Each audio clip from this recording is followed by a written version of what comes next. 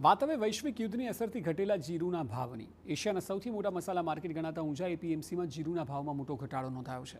Iran, Israel અને અન્ય દેશો વચ્ચેના વૈશ્વિક યુદ્ધની અસરથી નિકાસ ન થતાં બજાર સતત ઘટી રહ્યું છે।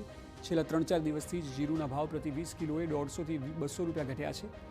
જે જીરુના ભાવ 4000થી 4200 રૂપિયા હતા તે ઘટીને 3800થી 3900 રૂપિયા થયા છે। તેનાથી સ્થાનિક ખેડૂતો અને વેપારીઓને નુકસાન વેઠવાનો વારો આવ્યો છે। વેપારીના મતે દરરોજ 17થી 18,000 બોરી જીરુની આવક થઈ રહી છે, પરંતુ યુદ્ધના કારણે નિકાસ ઠપ થઈ જતા શિપમેન્ટ થતા નથી અને માલ ભાડા પણ વધી ગયા તો પેમેન્ટ પણ અટવાયા છે।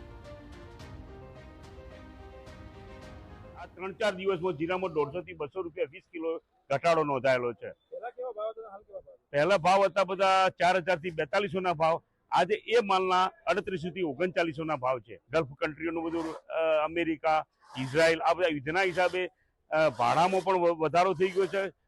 શિપમેન્ટ થતા નથી, વેપારીઓના પૈસા હલવાયેલા છે, પેમેન્ટ પણ થતું નથી। એના હિસાબે બજારોમાં હાલ કોઈ પણ બિલકુલ એક્સપોર્ટની ગ્રાહકી વગર બજારો ચાલતી નથી। બીજી તરફ નિકાસકારોને આગામી દિવસોમાં પરિસ્થિતિ સુધારવાની આશા છે। એક્સપોર્ટરના મતે હાલમાં ડોમેસ્ટિક અને ઇન્ટરનેશનલ બંને માંગ ઓછી છે, પરંતુ બજારમાં હજુ 100થી 200 રૂપિયાનો ઘટાડો આવશે તો ચીન અને અન્ય દેશોમાંથી નિકાસની સારી માંગ આવી શકે છે।